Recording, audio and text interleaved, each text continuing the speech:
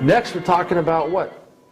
Here's where you have your identity and you have references for your identity. And you'll be looking at, okay, what references are congruent with your identity and what references may be incongruent. And you may be able to take a look at past events in your life and say, you know what, this reference, it means something else. Maybe I can create a scotoma or a gap there to say, you know what else could this mean? Because when you start to change the nature or the meanings to your references, it'll start to change or enhance the identity that you hold for yourself.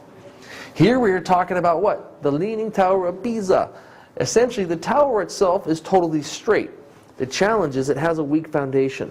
One of the things, and one of the reasons why I'm glad you came here this weekend, is to not look at people and go, wow, that person's a leaning person, they're leaning. No, the person themselves, the tower themselves, are just fine. You want to look at the things beneath the surface. You want to look at the foundation. What are their foundational beliefs? What you've learned here is, what are your foundational beliefs?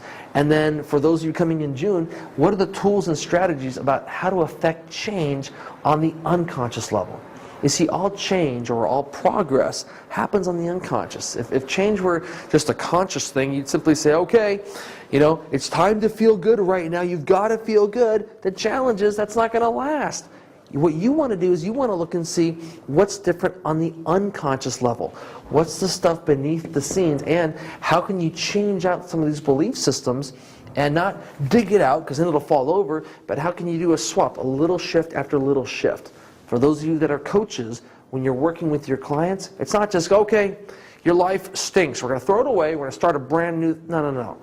You change one belief system at a time, one reference at a time, one frame or one meaning at a time with your clients. Does that make sense? Also, by the way, which we didn't cover in class, but you get it now, never take away one vehicle for your client until you've already given them a better choice first. Because you don't want to take away their one way of doing things. You want to give them at least 3 or 4 different choices, and then question the one thing they've been doing that maybe hasn't been working and say, do you now have other choices that you can choose? How would you do these new choices? How would you integrate those into your life? And then they'll look at that old choice, what they used to do, and go, man, what kind of a person would have done that? Maybe a person with the older identity, but now you've helped them get identity version 3.0 or